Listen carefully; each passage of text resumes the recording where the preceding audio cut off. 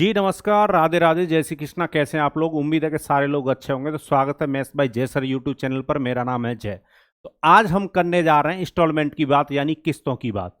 इस टॉपिक से आप इतने परेशान रहते हो, तो इस टॉपिक को लेकर जो भी आपके दुख हैं, दर्द हैं, गम है, मन में हलचल है, पीड़ा है, वो सारी दूर हो जाएगी।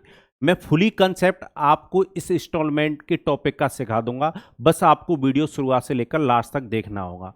इंस्टॉलमेंट देखा जाए तो एक गहराई वाला कंसेप्ट है, और आप कहां पर गलती करते हो, या मार्केट आपको कैसे बेवकूफ़ बनाता है, या बैंक वाले आपको कैसे बेवकूफ़ बना सकते हैं, या आप कहीं से भी लोन लेने जाते हो, या कोई आर्टिकल परचेज करते हो, बाइक ले रहे हो, कार ले रहे हो, घर खरीद रहे हो, कुछ भी खरीद रहे हो, जब आप इंस्टॉलमेंट पर रुपया चुकता करते हो तो इंस्टॉलमेंट किस तरीके से बननी चाहिए वो आज आप सीख जाओगे। ठीक है। इंस्टॉलमेंट देखो, जैसे कि मैं आपको पढ़ाता हूं कि पहले मैं क्या समझाऊंगा, कंसेप्ट समझाऊंगा, और फिर मैं आपको सीधा क्वेश्चनों पर लेकर चलूंगा। तो सारे टाइप के क्वेश्चन आज सॉल्व कर लोगे आप इंस्टॉलमेंट के, आज इस वीडियो को देखने के बाद। पर उससे पहले आपको कंसेप्ट को समझना पड़ेगा, और कंसेप्ट से समझने से भी पहले आपको इंस्टॉलमेंट के कुछ टर्म समझने होंगे, कुछ पदों की परिभाषा आपको पता होनी चाहिए। तो सबसे पहले में जो टर्म यूज होते हैं इंस्टॉलमेंट में, हम उनकी बात करेंगे। ठीक है। तो इंस्टॉलमेंट के जो भी कष्ट हैं, पीड़ा है, दुख है, दर्द है, गम है, आज सबको मिटा देंगे। ठीक है। चलिए, तो हेडिंग लगा लीजिए। सबसे पहले इंस्टॉलमेंट, और इंस्टॉलमेंट में जो टर्म है आपको ये पता होना चाहिए, जिसको हम किसके नाम से जानते हैं, बोरोड अमाउंट के नाम से जानते हैं। हिंदी में बोला जाता है इसको उधार राशि। ये क्या होता है आप ऐसे समझ लो, जैसे हम सिंपल इंटरेस्ट में जो प्रिंसिपल को मानते थे, वही इंस्टॉलमेंट में उसी प्रिंसिपल को हम बोरोड अमाउंट के नाम से जानते हैं। ठीक है। यानी ये मूलधन ही है। Initial amount on which interest to be calculated is called as borrowed amount. In other word, initial sum for which goods or service has been taken, it is also called principal. It is separate from interest. Simple सी भाषा में ऐसे समझो कि जो आप रुपया उधार ले रहे हो, जिस पर इंटरेस्ट कैलकुलेट होगा, जिस पर ब्याज लगेगा, उसको हम बोरोड अमाउंट बोलते हैं। ठीक है। यानी ये एक तरीके से देखा जाए तो ये क्या है, प्रिंसिपल ही है, ये मूलधन ही है। ठीक है। जिस रुपए पर हम क्या लेते हैं, कोई सर्विस लेते हैं या कोई वस्तु लेते हैं, वही क्या है, बोरोड अमाउंट है, वही क्या है, उधार राशि है। हिंदी में भी एक बार पढ़ लेते, प्रारंभिक राशि जिस पर ब्याज की गणना की जाए, उधार ली गई राशि कहा जाता है। दूसरे शब्दों में, प्रारंभिक राशि जिसके लिए सामान या सेवाएं ली गई हैं, इसे मूलधन कहते हैं। यह ब्याज से अलग होता है, यानी इसमें ब्याज शामिल नहीं होता। ठीक है। इसमें ब्याज शामिल नहीं होता। जैसे आप बोरोड अमाउंट में इंटरेस्ट को जोड़ दोगे, यानी अगर आप इस प्रिंसिपल में इंटरेस्ट को ऐड कर दोगे, तो फिर ये ड्यू अमाउंट बन जाता है। ये क्या बन जाता है, देय राशि बन जाता है, ड्यू अमाउंट बन जाता है। तो इसको भी हम समझ लेते हैं कि ड्यू अमाउंट क्या होता है। ठीक है। बोरोड अमाउंट और ड्यू अमाउंट में फर्क होता है, तो समझिए। ड्यू अमाउंट क्या होता है, when calculation of interest is done on the borrowed amount, then including interest, borrowed amount is called due amount। जैसा कि मैंने अभी थोड़ी देर पहले बताया, यहां पर भी सेम वैसे ही लिखा हुआ। इन other word, the total sum of money due for the purchase of goods or services that must be paid by the set due date। अब कहने का मतलब यह है कि ड्यू अमाउंट क्या होता है, जो भी आप उधार ले रहे हो वो रुपया, और उस पर जो निश्चित एक राशि, मतलब एक टाइम रखा गया कि इतने टाइम में चुकाना है, उतने टाइम का इंटरेस्ट अगर जोड़ दोगे तो ड्यू अमाउंट बन जाता है।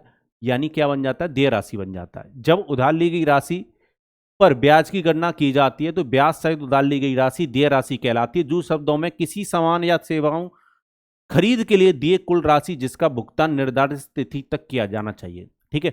तो आप अब समझ गए होंगे कि बोरोड अमाउंट और ड्यू अमाउंट में क्या फर्क है। ठीक है। चलिए, ड्यू अमाउंट में इंटरेस्ट शामिल होता है, बोरोड अमाउंट में इंटरेस्ट शामिल नहीं होता, इतना ध्यान रखिएगा। एक तरीके से देखा जाए तो प्रिंसिपल जो होता है वो बोरोड अमाउंट होता है। सिंपल इंटरेस्ट में जो हम प्रिंसिपल पढ़ रहे थे, किसके केस में हम उसको बोरोड अमाउंट बोल देते हैं। ठीक है। और अमाउंट जो होता है सिंपल इंटरेस्ट के केस में, जो अमाउंट होता है किस्त के केस में, हम उसको ड्यू अमाउंट बोल देते हैं। अब आपको ज्यादा क्लियर हो गया होगा। चलिए, अब एक बात ये भी ध्यान रखना आपको कि इंस्टॉलमेंट का जो अमाउंट होता है वो ड्यू अमाउंट के बराबर होता है। किस्त की जो कुल राशि होती है वो देय राशि के बराबर होती है। ऐसा मैं क्यों कह रहा हूं, क्योंकि मान लो जो भी रुपया आपको चुकाना है, भाई आप मान लो बैंक से कुछ लोन लेना चाह रहे हो, तो बैंक से जो लोन लिया है वो, और उसमें जो इंटरेस्ट शामिल हो जाएगा, जितने समय तक आप लोन लेना चाहते हो उतने समय तक का इंटरेस्ट शामिल हो जाएगा। अब उस टोटल रुपए को जो लोन लिया है और प्लस में उस लोन पर जो इंटरेस्ट है वो ड्यू अमाउंट कहलाएगा। जो देय राशि है यानी कितना आपको देना होगा। अब आपका देने का तरीका दो हो सकता है कि या तो आप एक साथ चुकता कर दो, पर कभी कभी स्थिति ऐसी बन जाती है, हमारी फैमिली या खुद की भी स्थिति ऐसी बन जाती है कि हम एक साथ रुपए देने की स्थिति में नहीं होते, तो हम उसको फिर इंस्टॉलमेंट में चुकाते हैं। तो इंस्टॉलमेंट में टोटल जो रुपया आप चुका रहे हो वो कितना चुकाओगे, जो लोन ले रहे हो वो, और लोन पर लगने वाले इंटरेस्ट को भी चुकाओगे। ठीक है, उम्मीद है ये बात आपको समझ में आ गई होगी। अगर इतनी बात समझ लेगी है तो फिर आप सारी बातों को समझ जाओगे। तो एक क्वेश्चन के माध्यम से मैं आपको इंस्टॉलमेंट के कंसेप्ट को क्लियर करना चाहता हूं। तो सबसे पहले मैंने एक यहां पर कुछ वैल्यू लिख ली है, वो अपनी तरफ से लिखी हुई है जिससे आपको इंस्टॉलमेंट क्या आ जाए, समझ में आ जाए। ठीक है, और वो वैल्यू किस लिए लिखी हुई है वो भी मैं आपको थोड़ी देर में समझाऊंगा। तो इंस्टॉलमेंट के कंसेप्ट को सबसे पहले जानना जरूरी है। अगर आपने इंस्टॉलमेंट के कुछ कंसेप्ट को समझ लिया तो मैं ज़्यादा नहीं कह रहा आपसे, आज की क्लास में आप इंस्टॉलमेंट को आज के बाद यूनिटरी मेथड से निकालोगे, एकांकी नियम से निकालोगे। और यूनिटरी मेथड क्या होता है वो मैं आपको बता चुका हूँ, एक लाइन में आप सॉल्व कर सकते हो। तो इंस्टॉलमेंट जैसे क्वेश्चनों को भी एक लाइन में सॉल्व किया जा सकता है, पर उसके लिए आपको वीडियो लास्ट तक देखनी पड़ेगी। ठीक है, अब एक एग्जाम्पल लेते हैं। पहली बात तो देखो ये समझ लो कि कोई भी साहूकार हो, कोई भी बैंक हो, वो रुपया अपना अपने पास रखकर नहीं बैठता है। मान लो आप बैंक में 10 लाख रुपए जमा करके आते हो आज की डेट में, तो आपको बैंक कुछ क्या देगा, इंटरेस्ट देगा। भाई कब तक का इंटरेस्ट देगा, जब तक बैंक उस 10 लाख रुपए को होल्ड करके रखेगा, जितने समय तक होल्ड करके रखेगा उतने समय तक का बैंक आपको इंटरेस्ट देगा। ठीक है, पर मुझे एक चीज बताओ, आप जो बैंक में 10 लाख रुपए जमा करके आए हो, क्या बैंक उस 10 लाख रुपए को रखकर अपने पास बैठ जाता है? तो आप कहोगे नहीं, ये बात सबको पता होगी कि भाई बैंक 10 लाख रुपए को रखकर अपने पास नहीं बैठेगा, उस 10 लाख रुपए को वो इन्वेस्ट करेगा। इन्वेस्ट करने का मतलब क्या है कि वो कहीं दूसरी जगह उधार दे देगा। ठीक है, और आपको जो इंटरेस्ट दे रहा है उस रेट ऑफ इंटरेस्ट से और अधिक पर देगा। कहीं वो किसी बड़े बिजनेसमैन को दे देगा या और किसी बड़ी बैंक को दे देगा। ठीक है, तो वो ऐसा नहीं है कि आपके रुपए पर इंटरेस्ट नहीं कमा रहे हैं, वो आपके रुपए को कहीं ना कहीं इन्वेस्ट कर देते हैं। ठीक है, चलिए, तो उम्मीद है ये बात समझ गए होगे। यानी पैसे का मूवमेंट जो होता है वो इंटरेस्ट की वजह से होता है। मनी का जो फ्लो है, मनी का जो फ्लो हो रहा है, मनी का जो चलन है वो इंटरेस्ट की वजह से हो रहा है। अगर इंटरेस्ट नहीं होता तो मनी का फ्लो भी बंद हो जाता। हम अगर किसी के पैसे को यूज करते हैं, जब तक होल्ड करके रखते हैं तब तक का हमें इंटरेस्ट देना होता है। तो उम्मीद है ये बात आप समझ गए होंगे। ठीक है, चलिए, तो अब आप ऐसे समझो, एक मतलब बोलते हैं ना कि एक मैं आपकी फैमिली से या आपसे रिलेटेड एक एग्जाम्पल लेता हूं। मान लो आपके वो हैं, वो बैंक में लोन लेने के लिए जाते हैं, किसी भी कारणवश मान लो फैमिली में जरूरत पड़ गई और आपके वो बैंक में लोन लेने के लिए पहुंचे। उन्होंने बोला कि हमें 1 लाख रुपए का लोन चाहिए। तो उन्होंने बोला कि ठीक है, हम 1 लाख रुपए का लोन दे देंगे। बैंक वाले आपके उनसे बोलते हैं कि हम ठीक है 1 लाख रुपए का लोन दे देंगे, कोई दिक्कत नहीं है, पर आप इस लोन को कैसे चुकाना चाहते हो? ठीक है, तो उन्होंने बोला कि आप पहले मुझे ये बता दीजिए, आपके उन्होंने बोला बैंक वालों से कि आप पहले मुझे ये बता दीजिए क्या रेट ऑफ इंटरेस्ट लेंगे और कब तक आप इस रुपए को चुकता करवाना चाहते हो। तो बैंक वाले ने बोल दिया कि भाई देखो 1 लाख रुपए ले जाओ, हमसे कोई दिक्कत नहीं है, पर हम 10% की ब्याज पर देंगे। एक एग्जाम्पल के लिए मैं बोल रहा हूँ, पिछले वाले क्वेश्चन जो पीछे लिखा हुआ उसी डाटा को मैं बोल रहा हूँ। तो बैंक वालों ने बोला कि हम 10% से देंगे और आप 5 साल में ईयरली इंस्टॉलमेंट पर आप इसको चुकता कर दो। तो उन्होंने कहा ठीक है, कि उन्होंने भी बोला कि ठीक है हम 5 साल में चुकता कर देंगे। वैसे भी हम इस स्थिति में नहीं है कि एक साथ रुपया पे कर पाए, तो आप कुछ ऐसा बता दो कि हम हर ईयरली मतलब हर साल आपको रुपया देते रहें और आपका रुपया चुक जाए। ठीक है, चलिए, तो आप मुझे बताइए, अगर बैंक वालों से आपके वो 1 लाख रुपए उधार ले रहे हैं तो बैंक तो ब्याज लेगा ना। अब भाई आपके जो वो हैं वो 1 लाख रुपए को कितने साल के लिए होल्ड रखेंगे? 5 साल के लिए होल्ड रखेंगे। कितने साल के लिए होल्ड रखेंगे? 5 साल के लिए होल्ड रखेंगे। ठीक है, चलिए, तो बैंक वालों ने हिसाब लगा के बताया कि भाई जो ड्यू अमाउंट होगा, ड्यू अमाउंट का मतलब कि जो रुपया चुकाना होगा आपको 5 साल में टोटल, वो कितना रुपया चुकाना होगा। बैंक वालों ने बताया कि देखो 1 लाख रुपए तो हम जो दे रहे हैं जो लोन का, ये तो चुकाना ही है। ठीक है, और प्लस में 1 लाख रुपए पर जो इंटरेस्ट बनेगा, 1 लाख रुपए पर जो इंटरेस्ट बनेगा उसको आपको उस पर 5 साल तक आपको इंटरेस्ट देना होगा। तो P/R/T लगा रहा हूं मैं। ठीक है, इस पर इंटरेस्ट देना होगा। ठीक है, चलिए, तो अब ये टोटल कितना बन जाएगा वो देख लीजिए, 2 जीरो से 2 जीरो कट जाएंगे तो 1 लाख ये और 50,000 ये, तो ये 1,50,000 रुपये बन जाएगा। कितना बन जाएगा? 1,50,000 रुपये। ठीक है, ये कितना बन जाएगा? 1,50,000 रुपये बन जाएगा। ठीक है, उम्मीद है ये बात आपको समझ में आ गई होगी। अब मेरी एक बात ध्यान से समझिएगा, क्या मैं इसको ऐसे भी कैलकुलेट कर सकता था? ड्यू अमाउंट को क्या मैं ऐसे कैलकुलेट कर सकता था? भाई जो ड्यू अमाउंट है ये अपने आप में कितना है? 100% मान लो। ठीक है, और 5 ईयर में 10% से कितना इंटरेस्ट बनता? तो आप कहोगे 50% इंटरेस्ट बनता। तो पर इंटरेस्ट साइड ये टोटल कितना हो जाता है? ड्यू अमाउंट ना अमाउंट की तरह ही काम करता है, यानी 1 लाख का 150% चुकाना होता है, 1 लाख का 150% चुकाना होता है, 150%। तो 150 से मल्टीप्लाई कर दो 100 से डिवाइड। उम्मीद है ये बात भी समझ गए होगे। या फिर आप अलग अलग कर सकते हो, अलग अलग कर सकते हो कि 1 लाख रुपए और प्लस में 1 लाख का 50%, तो बात एक ही पड़ेगी। या 1 लाख का आप 150%। ड्यू अमाउंट जो है वो बोरोड अमाउंट का कितना हो जाएगा? 150%। यानी आपके उनको 5 साल में इतना रुपया चुकाना हो, 5 साल में जब जैसे ही 5वें साल का अंत होगा तब इतना रुपया देना होगा। तो ये ड्यू अमाउंट कितना बन गया आपका? 1,50,000 रुपये, यानी टोटल इतना अमाउंट चुकाना है। पर ये जो रुपया चुकाना है ये कब चुकाना है? ये 5 साल के अंत में चुकाना है। ठीक है, अगर वो इंस्टॉलमेंट पर नहीं देना चाहते रुपए को, आपके वो हैं, वो बैंक को अगर हर ईयरली नहीं देना चाहते, 5 साल के बाद अगर वो टोटल देना चाहते हैं तो वो 1.5 लाख रुपए देते हैं, तो हिसाब चुकता हो जाएगा। क्योंकि आपके वो 1 लाख रुपए को 5 साल तक होल्ड करके रखना है, तो 1.5 लाख रुपए मतलब 50% ब्याज बन जाएगा उस पर। 1 लाख का 50%, 50,000 रुपये इंटरेस्ट बन गया। 1 लाख रुपए भी देना पड़ेगा, 50,000 भी देना पड़ेगा, यानी 1,50,000 रुपये 5 साल के अंत में देकर वो क्या कर लेंगे? अपना छुटकारा पा लेंगे।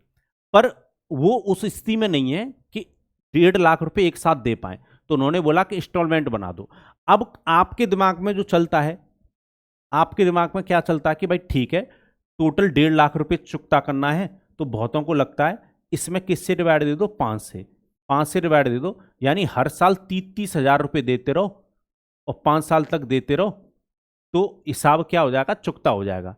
पर ये जो कैलकुलेशन है ना, ये गलत है। ये जो कैलकुलेशन है ना, गलत है। ये कैलकुलेशन क्यों रॉन्ग हो गई, क्यों गलत हो गई, वो समझिएगा। अब आपको भी लग रहा होगा क्यों गलत हो गई, तो उस गलती को मैं समझाने का प्रयास करता हूं। देखो, इंस्टॉलमेंट जो पहली इंस्टॉलमेंट दी जाती है वो पहले साल के अंत में। ध्यान रखिएगा, अगर आप मंथली इंस्टॉलमेंट ले रहे हो तो वो 1 महीने के बाद शुरू होती है। ठीक है, और अगर ईयरली इंस्टॉलमेंट की बात हो रही है तो वो 1 साल के अंत में, यानी पहले टाइम इंटरवल के बाद इंस्टॉलमेंट की शुरुआत होती है। तो कुछ को लगता है कि 1.5 लाख रुपए को 5 इंस्टॉलमेंट में अगर बराबर बराबर चुकाना है तो 30,000 रुपये देते रहो। ठीक है, तो 30,000 रुपये पहले वर्ष के अंत में दिया। मैं गलती बता रहा हूं कि आप लोग गलती कहां पर करते हो। ठीक है, 1 वर्ष का अंत हो गया, दूसरे वर्ष के अंत में भी वो कितना देंगे? 30,000 रुपये देंगे, क्योंकि इंस्टॉलमेंट इक्वली होता है। ठीक है, फिर तीसरा इंस्टॉलमेंट दिया 30,000 रुपये का। ठीक है, फिर चौथा इंस्टॉलमेंट दिया 30,000 रुपये का। ठीक है, और फिर 5वां इंस्टॉलमेंट दिया 30,000 रुपये का। और ऐसे करके पूरा 30,000 करके 1,50,000 रुपये चुका दिया। ठीक है, पर ये इस तरीके से चुकाना ये गलत है। क्यों गलती है, क्या गलती है, वो मैं आपको सिखाऊंगा। ठीक है, क्या गलती है वो समझिएगा। ये जो अभी मैं कर रहा हूं इंस्टॉलमेंट अमाउंट बराबर मैं ड्यू अमाउंट ही रख रहा हूं। ठीक है, यहां पर इक्वल का साइन ही है ये। ठीक है, अब आपको लगेगा कि ऐसे ही चुकाना चाहिए भाई, टोटल 1.5 लाख रुपए देना था, तो आप लोगों को लगता है कि 1.5 लाख में क्यों ना 5 से डिवाइड देकर 30,000 रुपए का इंस्टॉलमेंट बन जाए। ठीक है, पर यहां पर एक मिस्टेक है, एक गलती है। इसमें क्या गलती है वो समझेगा। आपके उन्होंने बैंक से कितना रुपया लिया? 1 लाख रुपए लिया। 5 वर्ष में 10% से चुकाने की अगर बात होती तो टोटल 1.5 लाख रुपए 5 वर्ष के अंत में अगर दे देते तब तो कोई दिक्कत नहीं थी। ठीक है, पर अगर वो 30,000 रुपए हर साल दे रहे हैं और तब चुका रहे हैं तो यहां पर एक गलती होगी। क्या गलती होगी? आपके उन्होंने बैंक वालों से पूछ लिया, मान लो बैंक वालों ने क्या किया, इस 1.5 लाख को 5 हिस्सों में तोड़कर उन्होंने बोला कि भाई 30,000 रुपए जमा कर देना हर साल, और आप 5 साल में पूरा रुपया चुका दोगे, हिसाब किताब बराबर हो जाएगा। पर आपके उन्होंने बीच में टोक दिया बैंक वालों को।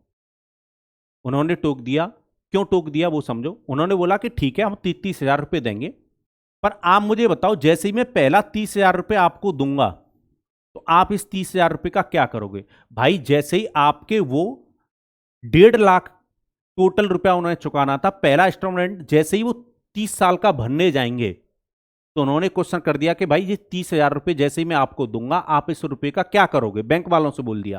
तो बैंक वाले क्या बोलेंगे कि भाई जो आप 30,000 रुपये दे रहे हो तो हम इसको किसी और को उधार दे देंगे, हम तो अपने पास रखेंगे नहीं, बैंक थोड़ी ना रखता अपने पास, उस पैसे को इन्वेस्ट कर देगा। तो आप मुझे बताओ अगर 30,000 रुपये को बैंक यूज करेगा और कितने साल तक यूज करेगा, इस 30,000 रुपये को 4 साल तक यूज करेगा। भाई यहां पर जाकर पूरा हिसाब होना था। तो देखो 1 2 3 4 4 वर्ष तक इसको यूज करता रहेगा बैंक। भाई 1 साल तक यहां पर, फिर दूसरे साल, फिर तीसरे साल, टोटल 4 साल तक इसको यूज करेगा कौन, बैंक। यानी 30,000 रुपये पर वो किसी और से भी 4 साल तक ब्याज खाता रहेगा बैंक। इससे नेक्स्ट 30,000 रुपये पर बैंक किसी और से 3 साल तक ब्याज खाता रहेगा, और इस 30,000 रुपये पर बैंक फिर से 2 साल के लिए किसी और से ब्याज खाता रहेगा, और इस 30,000 रुपये पर बैंक फिर से किसी और से 1 साल तक ब्याज खाता रहेगा। इस पर बैंक ब्याज नहीं खा पाएगा क्योंकि यहां पर तो आपका हिसाब किताब पूरा हो जाएगा। तो आपके उन्होंने टोक दिया कि आप जो मैं 30,000 रुपये 1 साल के बाद आपको चुकता करूंगा तो आप क्या करोगे। तो बैंक वालों ने बोल दिया कि हम तो इसको किसी को और को उधार दे देंगे। तो आपके उन्होंने फिर बात बोली कि ठीक है आप किसी और को उधार दे रहे हो, यानी आप मेरे 30,000 रुपये पर जो ब्याज खा रहे हो तो इस ब्याज को तो मुझे ही दो। तो आप मुझे बताओ चुकाना कितना था, 1.5 लाख रुपए। ठीक है, यानी बैंक वालों ने आपके उनसे भी 1.5 लाख रुपए ले लिए। भाई 30 30 30 30 30 5 बार अगर 30,000 रुपए पहुंच गए बैंक में तो बैंक वालों ने आपके उनसे कितना लिया, 1.5 लाख रुपए ले लिया। और पहले 30,000 रुपए पर 4 साल तक ब्याज खाया, दूसरे 30,000 रुपए पर बैंक वालों ने 3 साल तक ब्याज खाया, किसी और से ही खाया मान लो, और फिर इस पर 2 साल के लिए खाया, इस पर 1 साल पर खाया। तो आप मुझे बताओ क्या बैंक वालों ने 1.5 लाख से कुछ और ज्यादा अमाउंट नहीं ले लिया। भाई ये जो ब्याज है बैंक 1.5 लाख तो आपसे ले लिया, और ये जो ब्याज है बैंक इसको भी खाने लग गया। तो ये तो कैलकुलेशन गलत है ना। तो आपके उन्होंने बोला कि हमें तो 1.5 लाख आपको 5 साल में चुकाने हैं, हमारा तो 1.5 लाख 5 साल तक चुकाने की बात हो रही है। तो हम फिर 30,000 रुपये नहीं देंगे जो आप जो बैंक वालों से बोला कि आप जो ब्याज किसी और से खाने वाले हो 4 साल का, 3 साल का, 2 साल का, 1 साल का, ये हमें दो, ये हमारे हिस्से में डालो, और तब हम जो भी इंस्टॉलमेंट बनेगा वो और ये जो ब्याज बनेगा वो मिलाकर हम 1.5 लाख रुपए चुकता करेंगे। तो सही कैलकुलेशन तो यही होगी ना। तो इंस्टॉलमेंट जो है वो ध्यान रखिएगा, जो आप गलती कर देते हो या आप जो कैलकुलेशन समझते हो कि 1.5 लाख को हम 5 से डिवाइड दे दें और 30,000 रुपये का इंस्टॉलमेंट भर दें, ये गलत है। तो अब आप कहोगे सर फिर सही कैलकुलेशन क्या है, तो वो समझिएगा। तो अब मुझे क्या करना पड़ेगा, या आपके उनको क्या करना पड़ेगा, या बैंक को क्या करना पड़ेगा। अब इंस्टॉलमेंट मान लो कि अगर आई नाम का इंस्टॉलमेंट भरना है, इंस्टॉलमेंट तो हर साल बराबर रखना भरना है, आई नाम के इंस्टॉलमेंट मान लिए, मतलब 5 इंस्टॉलमेंट जमा करने हैं। ठीक है, 5 इंस्टॉलमेंट जमा करने हैं। ठीक है, तो 5 इंस्टॉलमेंट जमा करने, 5 1 2 3 4 5, यानी 5 इंस्टॉलमेंट आई नाम के हमें जमा करने, यानी 5 आई। और जो इंटरेस्ट लग रहा है ये भी इंटरेस्ट इस साइड ही ऐड होना चाहिए। ये जो ब्याज है जो बैंक किसी और से खाता, इस इंस्टॉलमेंट को कितने साल के लिए यूज करेगा बैंक, 4 साल के लिए। इस इंस्टॉलमेंट को बैंक कहीं से दूसरी जगह जब यूज करेगा तो 3 साल के लिए, और इस इंस्टॉलमेंट को जो यूज किया जाएगा 2 साल के लिए, और इस इंस्टॉलमेंट को कितने साल के लिए, 1 साल के लिए, और इस इंस्टॉलमेंट को 0 के लिए, मतलब इसको नहीं यूज कर पाएगा। ठीक है, तो इन सब पर इंस्टॉलमेंट पर जो इंटरेस्ट मिलेगा वो भी ऐड होना चाहिए, तब 1.5 लाख के बराबर आना चाहिए। तो 5 आई, तो ये बताओ इस टाइम को कर लेते हैं। इंस्टॉलमेंट तो आई नाम का है, तो P into r into t, installment ना P की तरह काम कर रहा है, इस तरीके से समझो। तो 4 + 3 + 2 + 1, 4 + 3 + 2 + 1 + 0, यानी इतने टाइम के लिए P into t into r क्या है, 10% है, 10/100, यानी 5i और प्लस में जो इन इंस्टॉलमेंट पर इंटरेस्ट लगता है वो लगाकर कितने के बराबर होना चाहिए, 1.5 लाख के। इतना रुपया चुकाना है। अब यहां से हम क्या करेंगे, आई का मान निकाल लेंगे। जो भी आई का मान आएगा वही इंस्टॉलमेंट की वैल्यू होगी।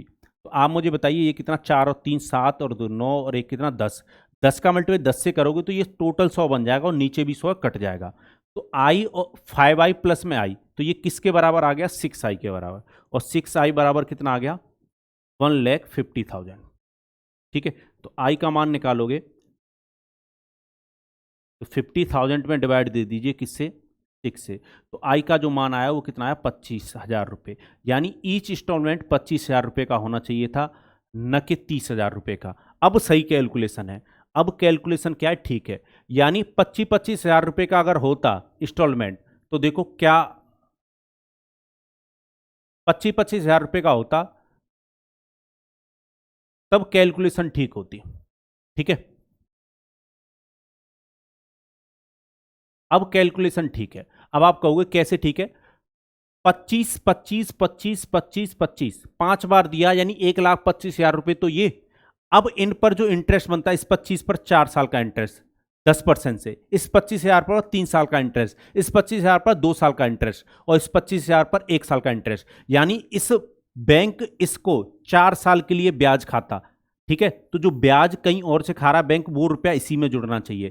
ठीक है, वो जो आपके हुए हैं उनकी तरफ आना चाहिए। और इस 25,000 पर 3 साल का ब्याज मिलना चाहिए, और इस 25,000 पर 2 साल का ब्याज मिलना चाहिए, और इस 25,000 पर 1 साल का, और इस 25,000 पर ब्याज नहीं देगा। तो जो बैंक है, जो मतलब कहने का मतलब यह है कि इन पर ब्याज भी ऐड, 1,25,000 रुपये तो जा गई, और जो ब्याज है वो भी ऐड हो जाएगा, तो पूरा इससे 1.5 लाख के बराबर बैठेगा वो। उम्मीद है अब आपको ये बात समझ में आ गई होगी। अब मैं इसको यूनिटरी मेथड पर भी लेके आऊंगा। अब मैं इसको यूनिटरी मेथड पर भी लेके आऊंगा। अब मैं इंस्टॉलमेंट को क्या करूंगा, मैं इन इंस्टॉलमेंट को क्या करूंगा, आई की जगह पे 100% मानूंगा। ठीक है, अब आज के बाद हम हर इंस्टॉलमेंट को 100% का मानेंगे। हर इंस्टॉलमेंट को हम कितने परसेंट का मानेंगे, 100% का, 100% का मानेंगे। हर इंस्टॉलमेंट को हम कितने परसेंट का लिया करेंगे, 100% का। इससे क्या होगा, हमारी कैलकुलेशन और ईजी हो जाएगी। ठीक है, अब आप कहोगे तो क्या करना है वो समझेगा। ठीक है, क्या करना है वो समझेगा। मैं इसको भी हटा देता हूं। उम्मीद है ये बात तो आपको समझ में आ गई होगी। अब आपको कैसे बनाना है समझिएगा। अब मुझे इंस्टॉलमेंट का अमाउंट तैयार करना है परसेंटेज में। तो 100% के कितने इंस्टॉलमेंट हैं, 5 साल में चुकाने, तो 500%। ठीक है, 500%, और प्लस में ब्याज भी ऐड कर देना इसमें। तो पहले वाले इंस्टॉलमेंट 4 साल के लिए बैंक क्या करता, होल्ड करता। भाई आपके उनके पहले वाले इंस्टॉलमेंट को, जो पहला 100% का इंस्टॉलमेंट है, उसको बैंक 4 साल के लिए होल्ड करता। दूसरे वाले इंस्टॉलमेंट को 3 साल के लिए होल्ड करता।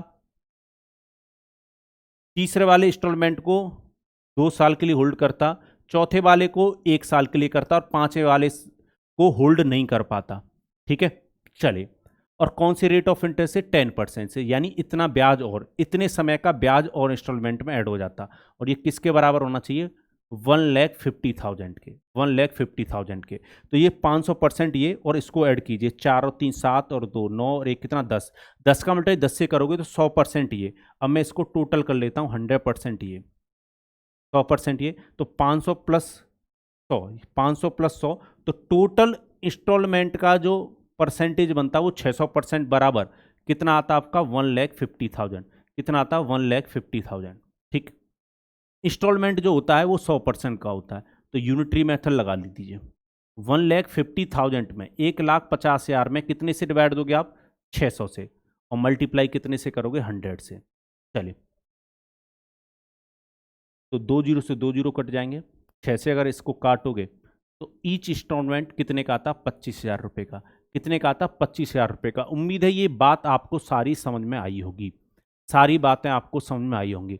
एक बार मैं और क्वेश्चन को साफ साफ करके दिखा देता हूं आपको यहाँ पर। ठीक है, एक बार और मैं आपको यहाँ पर कर दिखा देता हूँ, जिससे आपको क्लियर रहे। अब बनाना कैसे वो समझेगा। ड्यू अमाउंट कितना है, ड्यू अमाउंट कितना है, 1 लाख तो प्रिंसिपल था, 5% से 5 साल में 50% इंटरेस्ट बनता। तो 1 लाख का 1 लाख का 1 लाख का 150% निकाल दीजिए। 150 से मल्टीप्लाई 100 से डिवाइड, तो ये क्या बनेगा आपका, ड्यू अमाउंट। ये चुकाना है। हम इंस्टॉलमेंट कितने कितने का मान रहे हैं, 100% का, तो 5 इंस्टॉलमेंट 100% के कितना 500%। और ये 500% तो चुकाना ही है, पर इस पर पहले वाले 100% का जो इंस्टॉलमेंट है उसको बैंक 4 साल के लिए होल्ड करेगा। ठीक है, पहले वाले को 4 साल के लिए होल्ड करेगा, दूसरे वाले को 3 साल के लिए, तीसरे वाले को 2 साल के लिए, चौथे वाले को 1 साल के, और पांचवें वाले को होल्ड नहीं कर पाएगा बैंक। ठीक है, लास्ट वाले को यानी पांचवें वाले को होल्ड नहीं कर पाएगा। कितने से रेट ऑफ इंटरेस्ट से करता? 10% से। तो ये दोनों क्या होने चाहिए? बराबर होने चाहिए। ये कौन सा अमाउंट है? ये इंस्टॉलमेंट वाला अमाउंट है।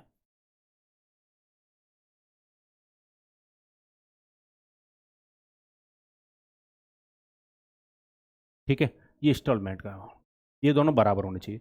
अब यूनिटरी मेथड लगा दो, तो ये टोटल आप एक ही बार में कैलकुलेट कर दो। 10 का मल्टीप्लाई 10 से करोगे, ये टोटल 10 बन रहा है, जोड़ोगे तो 10 इंटू 10 100% प्लस में 500 यानी 600% बराबर।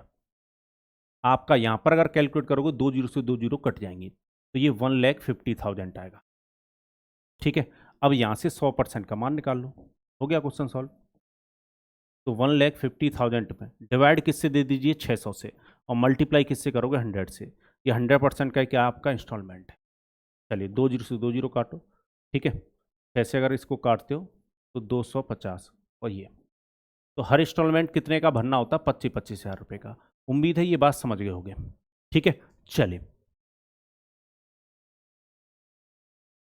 एक बार मैं तो ये कहूंगा वीडियो को होल्ड करो और आप इस क्वेश्चन को बनाने का प्रयास करो। क्वेश्चन कह रहा, person borrowed 8,600 rupee at 5% per annum for 4 year, what annual instalment will be clear this due in given time period. एक व्यक्ति 8600 रुपये 5% वार्षिक ब्याज की दर से 4 वर्ष के लिए उधार लेता है, तो किस्त की कौन सी राशि दिए गए समय से चुकता करेगी। ठीक है, यानी हमें इंस्टॉलमेंट बतानी है।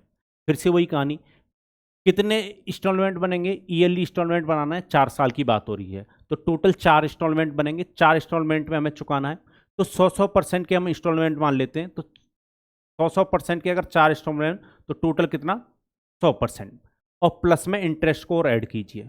ठीक है, इंटरेस्ट को और ऐड कीजिए। तो पहले वाले इंस्टॉलमेंट को कितने समय के लिए होल्ड करता? भाई जिस व्यक्ति को इंस्टॉलमेंट दिया जा रहा है वो व्यक्ति पहले वाले इंस्टॉलमेंट को 3 साल के लिए होल्ड करता, फिर 2 साल के लिए, ठीक है, अगले इंस्टॉलमेंट को, उससे अगले इंस्टॉलमेंट को 1 साल के लिए, और लास्ट वाले इंस्टॉलमेंट को 0 समय के लिए होल्ड कर पाता। कौन से रेट ऑफ इंटरेस्ट से? 5% से।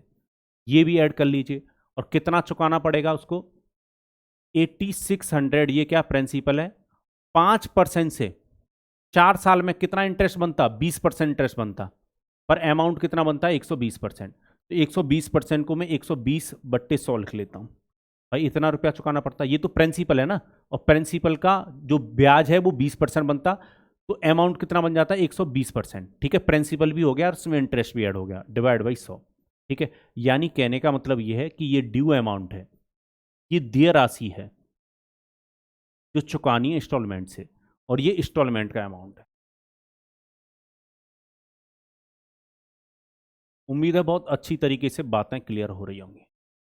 चलिए तो जोड़ लीजिए, 3 और 2 5 और 1 6, 6 का मल्टीप्लाई 5 से करोगे 30% ये इंटरेस्ट और बन जाता हर इंस्टॉलमेंट पे, और 400, तो ये 430% हो गया टोटल, 430%। ठीक है, यहां पर देख लो क्या क्या बेस हो रहा है, 2 जीरो से 2 जीरो, तो ये 86 इंटू 120। मैं तो ये कहूँगा इसको ऐसे ही रहने दीजिए।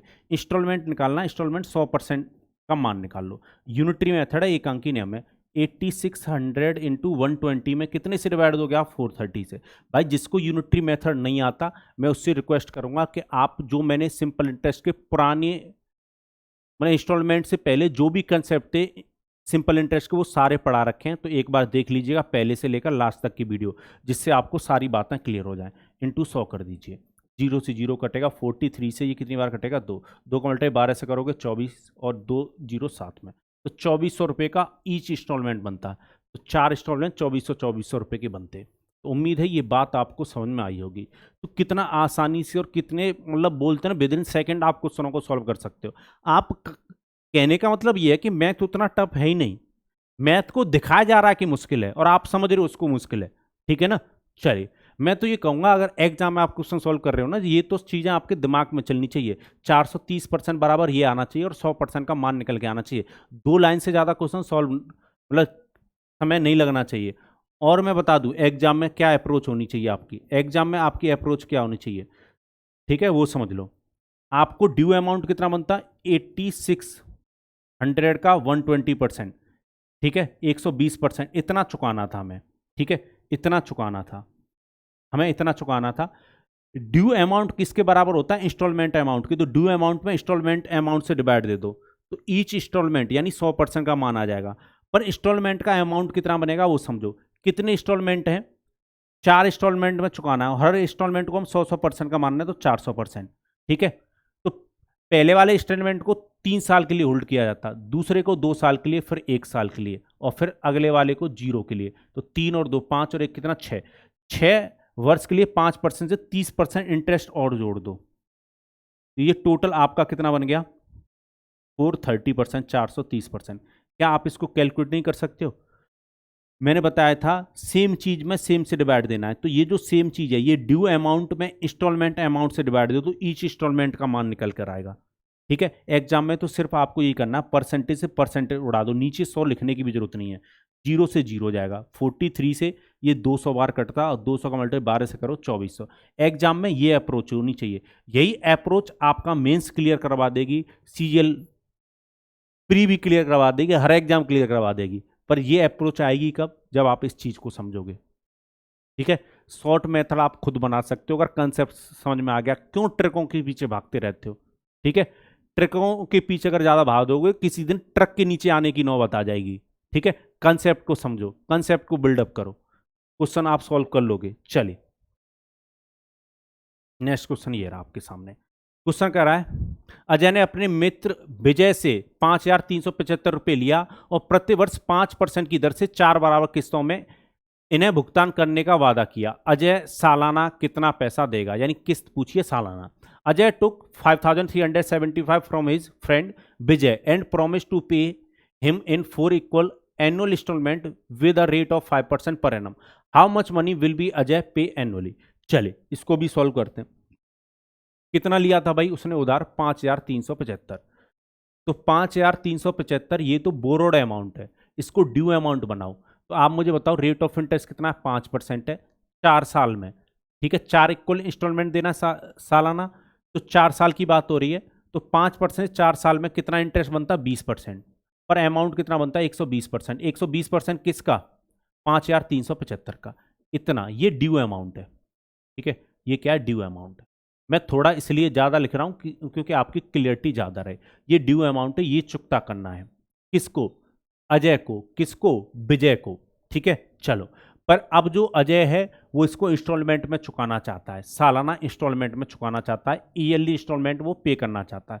4 इंस्टॉलमेंट की बात हो रही है तो 100% के इंस्टॉलमेंट मान लो, तो 400% टोटल इंस्टॉलमेंट होता। अब इस पर इंटरेस्ट, और तो पहला वाला जो इंस्टॉलमेंट है वो कितने समय के लिए होल्ड होता, 3 साल के लिए, फिर 2 साल के लिए, फिर 1 साल के लिए, फिर 0 साल के लिए। तो देखो चारों इंस्टॉलमेंट पर इंटरेस्ट भरना होता, तो 3, 2 और 1, ठीक है। कितने परसेंट से भरना होता, 5% से। अब ये दोनों बराबर होने चाहिए। ये कौन सा अमाउंट है, ये इंस्टॉलमेंट का अमाउंट है, इंस्टॉलमेंट का अमाउंट। और बताइए जीवन कैसा चल रहा है, कोई कष्ट हो, कोई पीड़ा हो, इंस्टॉलमेंट का कष्ट आज दूर हो जाएगा, घबराने की जरूरत नहीं है, ठीक है। धीरे धीरे मैथ के भी कष्ट होंगे तो फिर जीवन के भी धीरे धीरे दूर दूर कष्ट हो जाएंगे। तो ये कितना हो गया भाई, टोटल करो इसको, 6 × 5 30%, और प्लस में 400, तो ये 430%, 430% इंस्टॉलमेंट अमाउंट बनता, इंस्टॉलमेंट का अमाउंट बनता।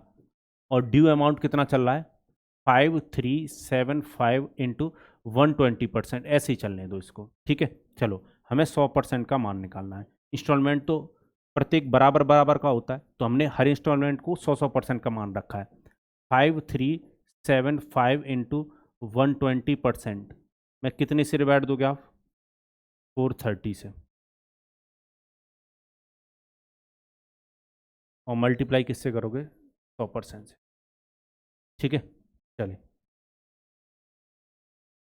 परसेंटेज से परसेंट कट जाएगा, ठीक है। अब देखो इस परसेंटेज को मुझे अगर हटा लूँ तो नीचे 100 लिख सकता हूँ, तो ये भी 100 से 100 कट जाता है। इसको कैलकुलेट करना है, 0 से 0 काट दो। ठीक है, चलिए अब देखिए ये किससे कटेगा। 43 जो है वो किससे कटेगा, हमें ये देखना होगा। शायद ये इससे कटेगा 25 बार। ठीक है,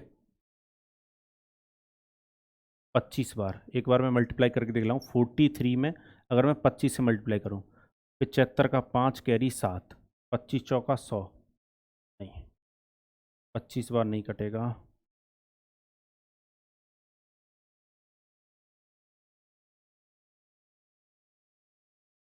एक बार आप कैलकुलेट कीजिए, देखिए कितनी बार कटेगा। एक बार देखिए आप ये कितनी देर बाद कितनी बार कटेगा।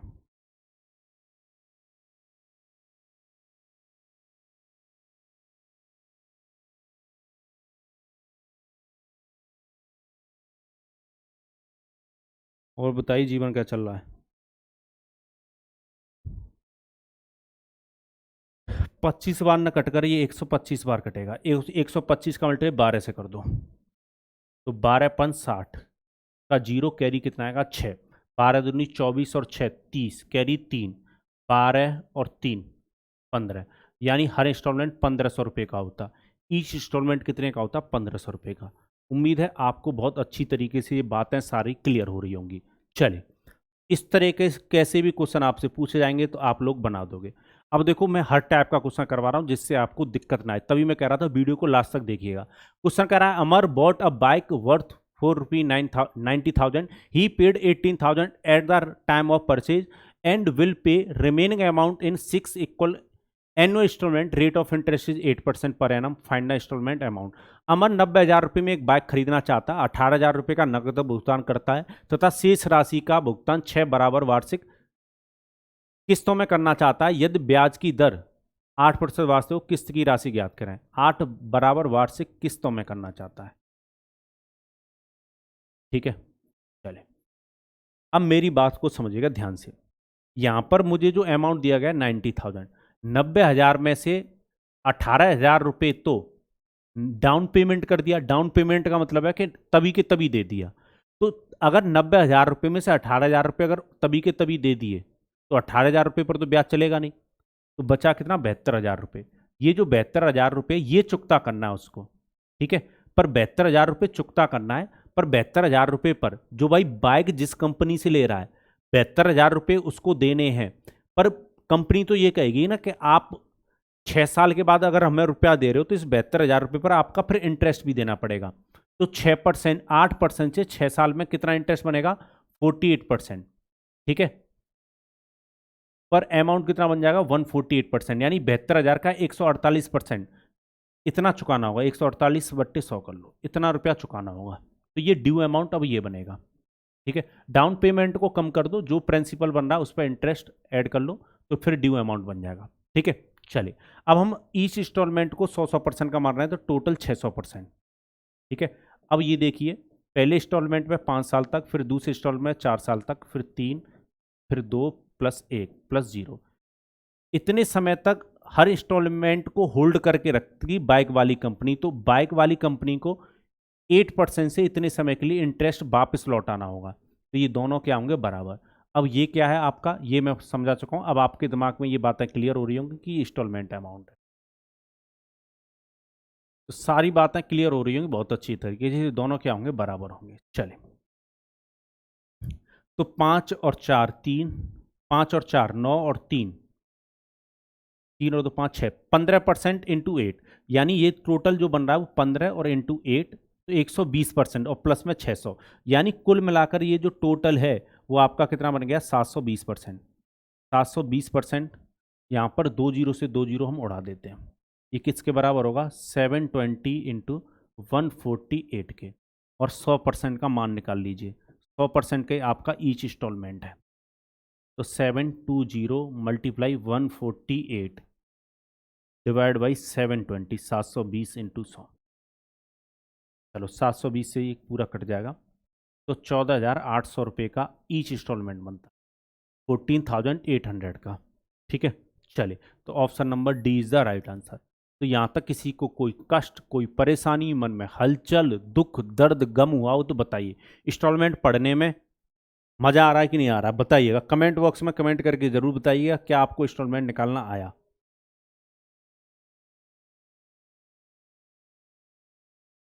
चलिए, what annual instalment will discharge an amount of 21,600 due in 6 year at 8% per annum. किस्त की कौन सी राशि 21,600 रुपये जो कि 6 वर्ष में दे है 8% वार्षिक ब्याज की दर से चुकता करेगी। अब ध्यान रखिएगा, ये जो 21,600 है ये कौन सी राशि है, ये देय राशि है, यानी ये ड्यू अमाउंट है। क्वेश्चन ने बोल दिया what annual instalment will discharge an amount of 2,100 due, यानी ये जो ड्यू अमाउंट है इसमें इंटरेस्ट शामिल है, यानी ड्यू अमाउंट हमें डायरेक्ट दे रखा है। ठीक है, तो अब इस पर इंटरेस्ट मत लेने लग जाना, ये जो ड्यू अमाउंट है इस पर इंटरेस्ट नहीं चलेगा, ड्यू अमाउंट में इंटरेस्ट ऑलरेडी शामिल है। क्वेश्चन ने हमें क्लियर कर दिया कि टोटल इतना रुपया चुकाना है, इसमें हमने इंस्टॉलमेंट, इसमें हमने इंटरेस्ट ऑलरेडी ऐड कर रखा है। ठीक है, ये चुकाना है हमें, 6 वर्ष में चुकाने की बात हो रही है। तो 6 वर्ष में टोटल हर इंस्टॉलमेंट 100% का मानोगे तो 600% तो टोटल इंस्टॉलमेंट का। अब जो इंस्टॉलमेंट होल्ड होगा उस पर इंटरेस्ट और लगेगा।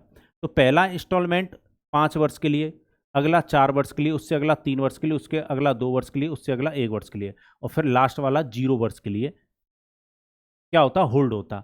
और हर पर 8% से इंटरेस्ट चलता, हर पर 8% से क्या चलता, इंटरेस्ट चलता।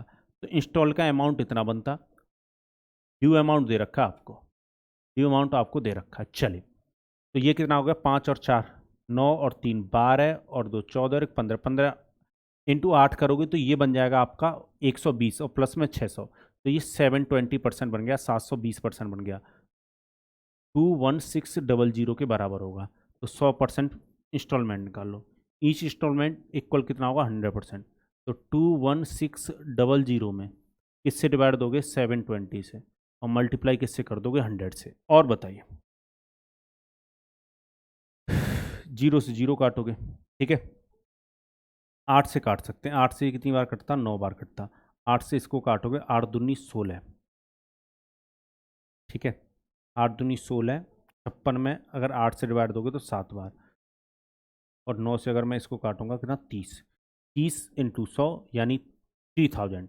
हर इंस्टॉलमेंट 3,000 रुपये का होता, तो आंसर होगा 3000। तो उम्मीद है आपको बहुत अच्छी तरीके से बातें क्लियर हो रही होंगी। तो आपको वीडियो लास्ट तक देखना है जिससे आपको हर टाइप का क्वेश्चन समझ में आ जाए। ये जो क्वेश्चन है वो मैं आपको होमवर्क में दूंगा, ये जो क्वेश्चन है वो मैं आपको किस में दूंगा, होमवर्क में दूंगा। ठीक है, ये जो है वो आपका गृह कार्य में है।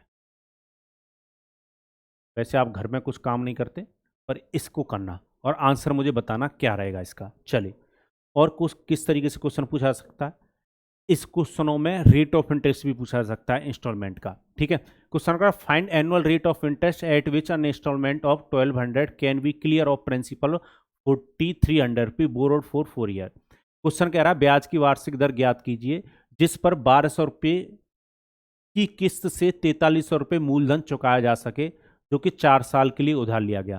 कहने का मतलब यह कि 1200 रुपये की किस्त 4 जमा कर 4300 रुपये का जो मूलधन है वो कौन से रेट ऑफ इंटरेस्ट से चुकता किया जा सकता है। तो यहाँ पर भी कहानी वही है, पहले तो ध्यान रखिएगा यहाँ पर। अब एक बात फिर से समझो, ये 4300 रुपये ये प्रिंसिपल है, इसको ना ड्यू अमाउंट बनाइए। तो 4300 रुपये पर इसको मुझे ड्यू अमाउंट कैसे बनाना पड़ेगा वो समझेगा। अब रेट ऑफ इंटरेस्ट मेरे पास है नहीं, ठीक है, इस प्रिंसिपल को मुझे अमाउंट में बदलना है। ठीक है, चलो, तो मैं रेट ऑफ इंटरेस्ट अपनी तरफ से R% मान लेता हूँ। ठीक है, तो R% से 4 साल के लिए बात हो रही है, तो 4R% इंटरेस्ट मिलता, 4R% इंटरेस्ट मिलता। ठीक है, 4R% इंटरेस्ट मिलता और प्लस में 100%। ठीक है भाई, प्रिंसिपल कैसे बनता है, 4R%, 4R% ये तो इंटरेस्ट बन रहा है, 100% प्रिंसिपल को भी जोड़ोगे। ठीक है, तभी तो ये अमाउंट बनेगा, तभी तो ये क्या बनेगा, अमाउंट बनेगा। तो प्रिंसिपल के साथ अगर इतने का मल्टीप्लाई कर दोगे तो ये ड्यू अमाउंट बन गया। अब चलिए, इंस्टॉलमेंट कितने का, 1200 रुपये का है, तो 1200 के 4 इंस्टॉलमेंट, 12 इंटू 4 कर दीजिए। ठीक है, अब भाई हर इंस्टॉलमेंट पर जो इंटरेस्ट लगता है वो भी शामिल कीजिए। ठीक है, तो 1200 रुपये पर इंटरेस्ट चलता, पहला जो इंस्टॉलमेंट है वो 3 वर्ष के लिए, दूसरा 2 वर्ष के लिए और फिर 1 वर्ष के लिए, और लास्ट वाला 0 ईयर के लिए होल्ड किया जाता। कौन से रेट ऑफ इंटरेस्ट से? R% से। अब ये दोनों बराबर होने चाहिए और R का मान निकालना है आपको। किसका मान निकालना है? R का। तो बस आप एक काम कीजिए, 4300, ये जो परसेंटेज का मतलब आपको पता है क्या होता है? 1/100 होता है। तो हमें परसेंटेज के सिंबल हर जगह से हटा देने, क्योंकि हमें तो R का मान चाहिए। तो 4300, इसको मैं 100/100 लिख सकता हूँ, 100/100 लिख सकता हूँ 100% को, और 4R अपॉन कितना? 100, ये होगा। तो ये तो कट जाएगा, तो 1 बन जाएगा, 1 प्लस में बन जाएगा ये, ठीक है। चलिए, और यहाँ पर भी अगर देखोगे 1200, 3 और 2 5 और कितना? 6 इंटू R, और डिवाइड में कितना? 100, ठीक है। और ये कितना हो गया? 48। ये कहानी बनी आपकी। 2 जीरो से 2 जीरो यहाँ पर उड़ा दो, ठीक है। चलिए अंदर मल्टीप्लाई कर लेते हैं। 4300, 4300 रुपये 1 के साथ मल्टीप्लाई होगा, ठीक है। और 4300 का मल्टीप्लाई 4R डिवाइड बाई 100 के साथ होगा, तो 43 इंटू 4R, ये रह जाएगा। नीचे जो 100 चल रहा है उससे 2 जीरो कट जाएंगी इसकी, ठीक है। चलिए, और बताइए, जीवन में कोई कष्ट हो, कोई परेशानी हो, मन में हलचल हो, दुख हो, दर्द हो, गम हो, बताइए। तो ये कितना हो गया आपका? 72R, और प्लस में कितना? 48। अब आपको यहाँ से कुछ नहीं करना है, 4300 को इधर ले जाओ, 72R को उधर। तो इस 4300 को अगर मैं 4800 में से घटा दूंगा तो ये 500 के बराबर आएगा, ठीक है। 500 बचेगा। ये 72R है। 4 का मल्टीप्लाई अगर इससे करते हो, 4 का मल्टीप्लाई अगर 43 से करते हो तो ये 172 बनेगा, और 72 को घटा दूंगा तो ये 100R रह गया। भाई ये जो है पूरा आपका, ये जो पूरा है, ठीक है, ये 172R है, ठीक है। मल्टीप्लाई अगर करोगे तो 172R में से 72R को घटा दो, 100R रह जाएगा। तो 100 से अगर इसको काटोगे तो कितना? 5। R का मान कितना आ गया? 5। यानी रेट ऑफ इंटरेस्ट कितना रहा होगा? 5% रहा होगा, ठीक है। कहानी वही, अभी भी मैंने वही किया। इंस्टॉलमेंट के अमाउंट को, इंस्टॉलमेंट अमाउंट को मैंने ड्यू अमाउंट के बराबर रखा है। तो इसमें रेट ऑफ इंटरेस्ट भी पूछा जा सकता है। उम्मीद है ये बात आपको क्लियर हो गई होगी। अगर मंथली इंस्टॉलमेंट की बात आए तो बस रेट ऑफ इंटरेस्ट को 1 मंथ पर बना लेना, ठीक है, यानी 12 से डिवाइड दे देना, बाद बाकी सारी कहानी ऐसी रहेगी। उम्मीद है आपको बहुत अच्छी तरीके से क्लियर हुआ होगा। इंस्टॉलमेंट के सारे दुख दर्द, कष्ट, परेशानी, मन में हलचल, दुख दर्द, गम, पीड़ा सब क्या हो गई होंगी? खत्म हो गई होंगी, ठीक है। चलिए, इसी के साथ मुझे दीजिए अनुमति। नेक्स्ट क्लास में मैं नेक्स्ट टॉपिक के साथ हाजिर होऊंगा, और इसी के साथ अगर आपकी आज्ञा हो तो मैं चलता हूँ। जय भारत।